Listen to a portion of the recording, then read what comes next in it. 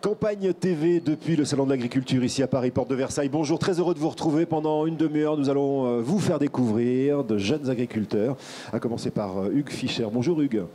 Bonjour Eric. Merci d'être là, merci d'être venu. Vous êtes céréalier en Haute-Marne, c'est ça? Oui, c'est ça. Et vous représentez notamment les jeunes agriculteurs dont on va beaucoup parler dans la demi-heure qui vient.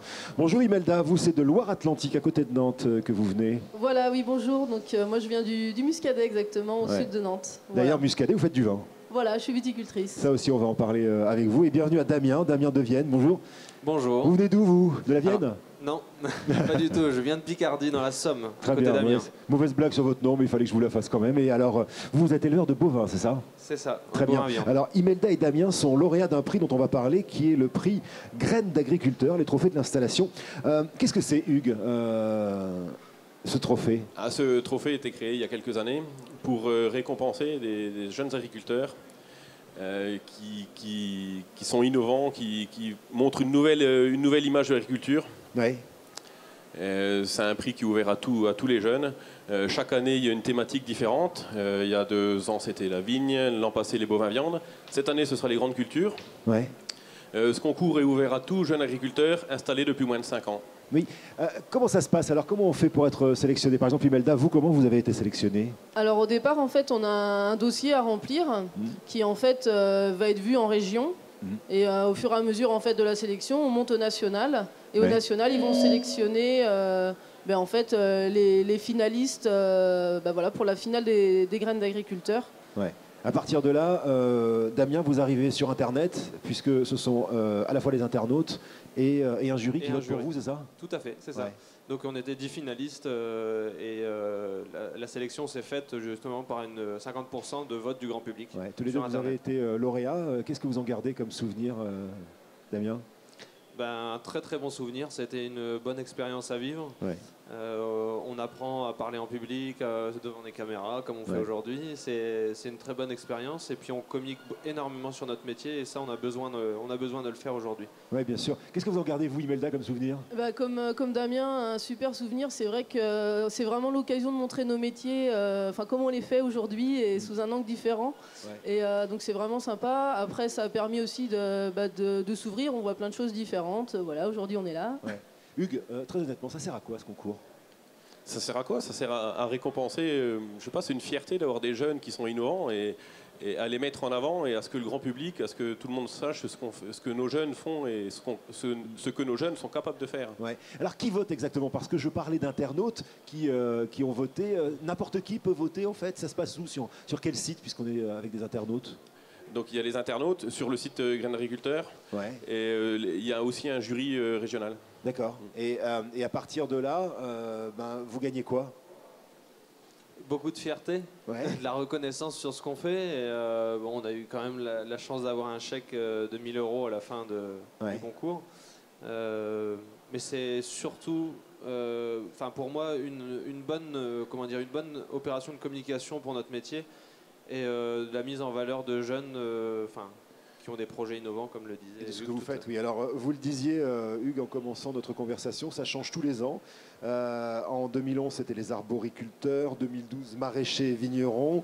C'est d'ailleurs à cette occasion que vous avez gagné Imelda. Éleveur de bovins, ça c'était pour vous, Damien, en 2013. Cette année, les grandes cultures. Pardonnez le gars de la ville que je suis, c'est quoi les grandes cultures? Les grandes cultures, ça veut bien tout dire, tout ce qui est en culture, quoi. Donc, ce qui est céréales, oléoprotéagineux. Ouais. Donc, du blé au colza, l'orge, maïs. Ouais. Voilà. D'accord. Et donc là, on est en plein concours, j'ai envie de dire. Donc le concours va démarrer, là. Ouais. D'accord. Et vous allez bientôt aller dans les régions filmer les agriculteurs. Ça va, oui, c'est ça. Les inscriptions doivent commencer au SIA, s'il me semble bien. Ouais. Hein. Je propose de regarder quelques images. Alors, non pas de ces agriculteurs, on y reviendra tout à l'heure, mais de différentes remises de prix.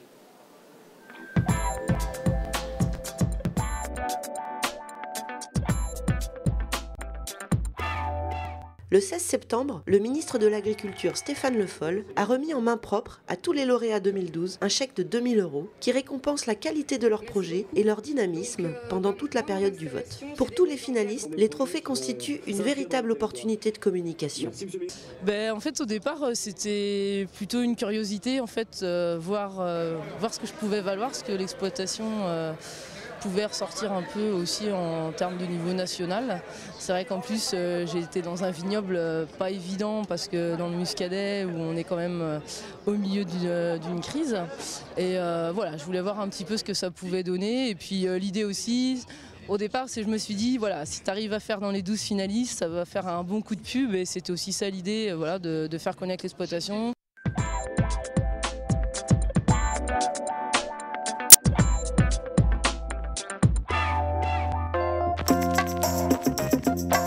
Alors les deux finalistes, c'est vrai, ils sont là à côté de nous. Et bien il y a Benoît Morel.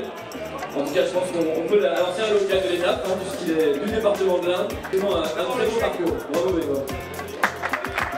Damien, effectivement, qui a choisi, et je crois qu'il le montre bien, l'agriculture biologique. Et en tout cas, bravo à tous les deux. Damien, Benoît, qui se font complètement en valeur. J'ai eu un petit coup de fil d'un des jeunes agriculteurs de mon département qui m'a dit que ce serait intéressant de remplir un dossier. Et c'est là que donc j'ai rempli ce dossier. Suite à ça, je croyais vraiment pas être sélectionné parmi les finalistes nationaux. Et aujourd'hui, arriver dans l'Ain, c'est vraiment exceptionnel, quoi. On cherche pas forcément à avoir une grosse exploitation, mais vraiment développer des outils collectifs sur la commercialisation des produits. Enfin voilà, il y a plein de petites choses qu'on a en tête et qu'on aimerait développer, quoi. Et certainement avec d'autres personnes aussi. On tient pas à finir notre carrière à deux sur l'exploitation. On tient vraiment à ce qui est entre guillemets un peu de sang nouveau sur l'exploitation. Damien, qu'on a vu avec votre frangin, puisqu'il travaille avec vous hein, sur l'exploitation. Oui, absolument. Imelda, je vais vous poser d'ailleurs à tous les deux la question, puisque vous êtes lauréat 2012 et 2013. Pourquoi est-ce que vous avez décidé de devenir agricultrice? Qu'est-ce qui vous a amené à ça, Imelda? Ben, en fait, je suis aussi fille de vigneron, ouais. Donc c'est vrai que j'ai baigné dedans toute petite, ouais. Pas dans le vin, hein. Mais et c'est vrai que, voilà, c'est des métiers passion aussi. Et en fait, moi, ce que j'aime vraiment dans mon métier, c'est la diversité. Parce qu'on touche à plein de choses, on est autant en production, on va être dehors en extérieur, ouais. Et puis après, le lendemain, on va se retrouver en commerce des vins, voilà, on fait aussi de la gestion. Et moi, c'est ça qui me plaît, en fait, c'est vraiment la diversité du métier. Et vous, Damien, qu'est-ce qui vous a poussé à devenir agriculteur? C'est pareil, vous êtes né dans la marmite? Ouais. Et donc, mes parents étaient agriculteurs, ouais. Mes frères se sont mis agriculteurs, c'était une suite logique. C'est un métier qui me plaît, j'ai pris goût à ce métier. Et alors participer à ce concours, c'est venu comment? Eh ben, c'est du bouche à oreille simplement, ouais. Des agriculteurs qui m'ont présenté le concours et j'ai dit pourquoi pas et je me suis lancé. Ouais. C'est important que les jeunes comme ça entendent parler de ce concours et le fassent vivre, j'allais dire, Hugues. Oui, je pense que c'est très important. Ça peut les aider à les motiver. Ça peut aussi leur donner des idées. Ouais, c'est très important. Ouais. Comment vous êtes arrivé, vous, Imelda? Alors moi, en fait, j'avais vu une communication sur ce concours et puis je me suis dit, allez, pourquoi pas, on va le tenter. Alors, est-ce qu'il existe une préparation particulière? Vous avez fait quoi? Alors, vous êtes entraîné, tout ça? C'est pas de l'entraînement, mais c'est, je dirais, de l'acharnement pour moi. C'est vrai? Non, parce qu'en fait, c'est vrai qu'une fois que... Bon, après, il y a le dossier à remplir, qui est quand même un dossier assez complet. Ouais. Et après, une fois qu'on est sélectionné, c'est vrai qu'il faut essayer de faire le buzz, se faire connaître au maximum pour que les gens votent pour nous. Donc, du coup, moi, sur l'exploitation, ça a été présent sur les réseaux sociaux obligatoires, hein, sur Facebook, toutes les semaines, voire tous les jours, il y avait quelque chose pour appeler aux gens de voter. Ouais. Après, j'ai fait aussi appel à la presse locale. Ouais. Donc en fait la presse m'a beaucoup relayé, du coup ça a fait parler du concours aussi, ça a fait voter les gens et puis je me déplaçais jamais sans mes petits bulletins avec l'adresse du site internet pour que les gens votent en fait. Vous avez fait pareil? Et c'est exactement pareil, j'irai pas jusqu'au petit bulletin dans mes poches mais j'ai essayé de toucher tous les médias, essayer de communiquer à fond sur ce concours pour faire voter les gens un maximum. C'est rigolo parce que c'est carrément une campagne électorale que vous leur avez fait faire, Hugues, là. Oui, c'est un peu ça, ouais. et les gens, en fait, ont répondu, parce qu'on devient une espèce de petite vedette dans la région pendant quelques temps, c'est rigolo, non? Oui, c'est vrai qu'au point de vue comme on passe sur les télés locales, pardon. Ouais. C'est vrai oui. Alors je propose, on va commencer par vous, Imelda, de regarder justement ce fameux reportage qui avait été mis en ligne et au travers duquel les internautes et ensuite le jury ont pu voter. Les images.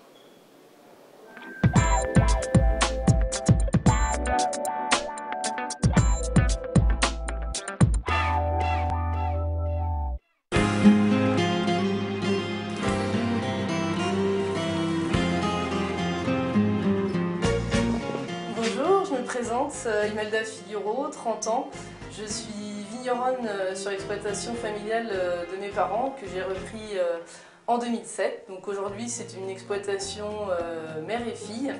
Nous sommes situés sur Pont-Saint-Martin, une commune à 12 km au sud de Nantes.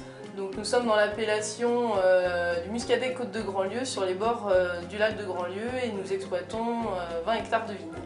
Le domaine du Moulin travaille en lutte raisonnée depuis maintenant plusieurs années afin de protéger la vigne vraiment en fonction des risques réels. Les vignes sont aussi enherbées naturellement, donc il y a toujours un couvert végétal dans les vignes, ce qui permet une meilleure vie dans le sol. Le domaine du Moulin a aussi implanté une jachère fleurie pour favoriser la biodiversité. Et nous avons également installé une cuve d'effluent qui permet de récupérer toutes les eaux usées de la cave et les eaux de nettoyage des matériels. Le domaine du Moulin s'est équipé depuis 2010 de 93 m² de panneaux photovoltaïques. Ça correspond à la consommation annuelle de 4 foyers de 4 personnes. Nous produisons 8 cépages différents, ce qui nous permet de décliner dans une gamme de 14 vins. Donc nous avons des vins blancs, du gros lot gris, des muscadets Côte de Grandlieu-sur-Lys. On propose également des vins rosés, le gros lot, du rouge, le cabernet. Et nous avons aussi, pour finir vos repas, le pétillant du moulin. Depuis 2007, nous avons complètement repensé la communication au domaine du moulin en faisant des étiquettes plus claires, plus jeunes, plus dynamiques. Nous avons également beaucoup développé notre présence sur Internet via notre site, les réseaux sociaux, également une newsletter. Aujourd'hui, nous proposons également à nos clients une carte de fidélité. À mon installation en 2007, le vignoble du Muscadet était en difficulté. Aujourd'hui, je mets toute mon énergie pour pouvoir vivre de mon métier, de ma passion de vigneronne, et puis pérenniser l'exploitation, le domaine du moulin.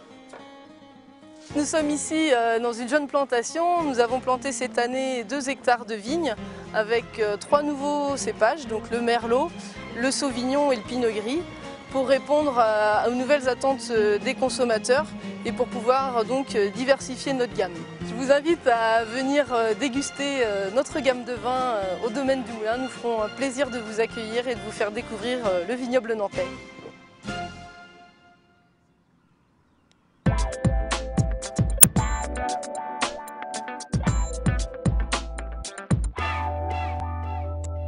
Chez vous, c'est joli chez vous. C'est pas mal, hein. Ouais, c'est mignon ça. C'est quoi le lac? Le lac de Grandlieu. Très bien, très joli, très joli. Voilà. Qu'est-ce qu'il faut faire pour devenir vigneron? Alors, vous avez fait des études, c'est les parents qui vous ont appris, comment ça s'est passé? Voilà, j'ai fait des études, on n'est pas obligé d'être fils ou fille de vigneron pour devenir vigneron. Ouais. Donc moi en fait j'ai fait un BTS en viticulture œnologie et après j'ai fait une spécialisation au commerce des vins. D'accord. Et vous vous occupez seul? Vous êtes combien sur l'exploitation? Alors là, sur l'exploitation, aujourd'hui, je suis associée avec ma mère. Ouais. Donc ma mère travaille sur l'exploitation. Et j'ai mon papa aussi qui est retraité, mais qui donne toujours un petit coup de main. Voilà. Alors, le domaine du moulin, c'est combien d'hectares? C'est combien de... Je sais pas, ça se compte en vigne? Non, sans doute en hectares de vigne. En hectares. Ouais. Donc en fait, c'est 20 hectares de vigne. Ouais. Voilà. Et 20 hectares, 1 hectare de vigne, c'est 6500 pieds. D'accord. Voilà, donc vous faites la multiplication. On l'a vu dans le reportage, vous fabriquez alors le fameux pétillant pour le fin de repas, du blanc, du rosé, mais c'est quoi? C'est le blanc qui est le plus connu dans le muscadet? Voilà, c'est le blanc, c'est le muscadet, hein, c'est vraiment le produit phare de la région. Ouais, qu'est-ce qu'on peut dire du vignoble nantais? Vous parlez à un bordelais, alors attention, c'est quoi les qualités du vignoble nantais? Déjà, on a un vignoble unique parce que le muscadet donc, est en monocépage avec le melon de Bourgogne. Ouais. Et en fait, il n'y a que chez nous qu'on a ce vin, ce cépage qui est planté. Donc on est sur des vins frais, des vins vifs, et en fait qui rappellent la fraîcheur océanique aussi et la Loire. Dans le reportage qu'on a vu, vous avez parlé de la communication. C'est intéressant parce que justement vous bouleversez, on en reparlera d'ailleurs tout à l'heure aussi avec Damien et Hugues, mais vous bouleversez un peu les codes qu'on peut avoir quand on pense aux agriculteurs. C'est-à-dire que vous parlez de Facebook, vous parlez de newsletter, etc. Quand vous êtes arrivé, vous dites ça marchait moyen. Et qu'est-ce que vous avez fait pour changer et pour repenser la communication? En fait, y a eu déjà la création du site internet, pour faire vivre l'exploitation aussi sur le web. Et puis dernièrement, maintenant, on est sur les réseaux sociaux, donc sur Facebook, sur Twitter, et ça permet aussi d'aller à la rencontre des gens différemment. les gens vont des fois pas forcément oser venir à la cave. Ouais. Par contre, sur le web, c'est plus facile de surfer. Et vous vendez en direct en plus. Et on vend en direct, oui. C'est plus important pour vous de passer en direct que de passer par les négociants. Voilà, c'est ça. Ben après, en direct, on valorise mieux nos produits et puis c'est aussi plus valorisant pour nous parce qu'on a un contact direct avec la clientèle.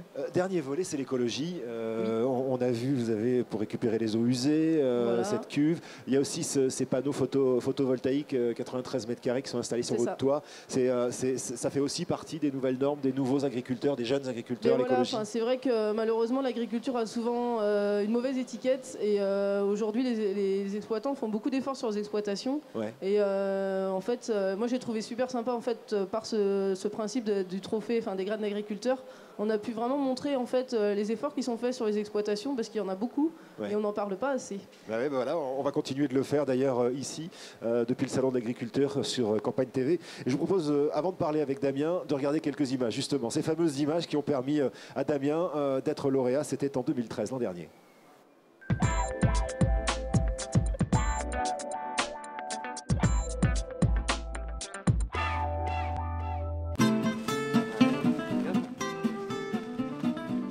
J'ai commencé donc avec un BTS Sax en spécialisation en comptabilité gestion. Donc ensuite j'ai fait une spécialisation en technicien bovin-viande dans l'Aveyron.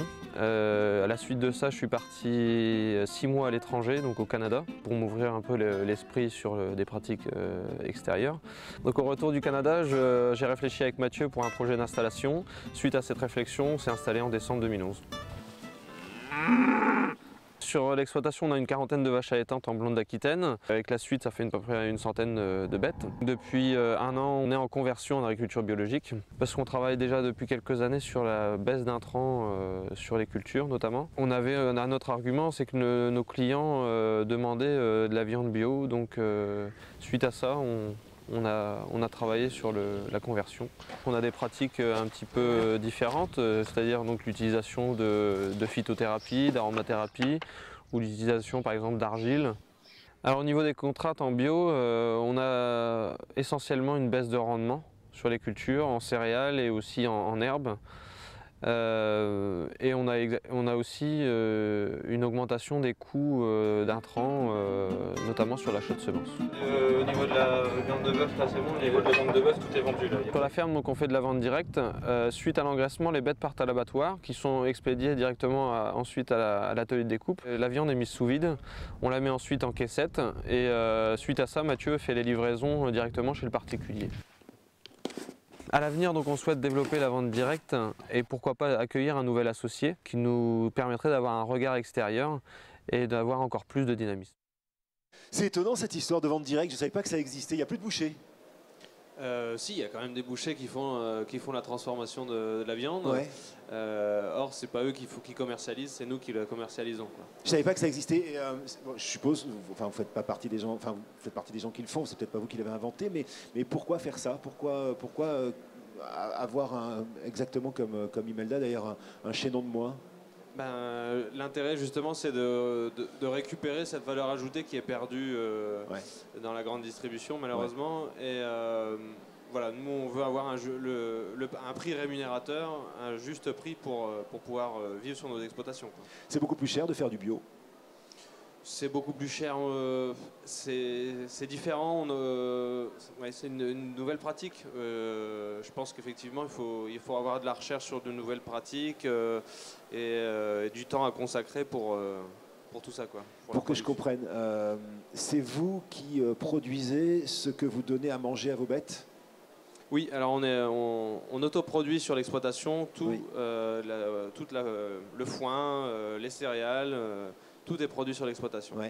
Dans votre CV, c'est intéressant parce que comme Imelda, vous avez un BTS et ensuite vous êtes parti au Canada. Qu'est-ce que vous avez appris au Canada? Au Canada, à part que les Canadiennes sont sympas. Non, mais c'est une autre culture. On rencontre des gens qui ont notre culture, une diversité dans leur production, enfin une autre manière de travailler. Et ils travaillent vraiment différemment de nous, Français? Que ça soit sur le machinisme, sur les techniques qu'ils ont, c'est un peu différent de chez nous. Et en fait, ce qui est intéressant, c'est de prendre ce qu'il y a de bon chez eux pour le ramener chez nous. Oui, bien sûr. C'est quoi l'avenir du métier d'éleveur?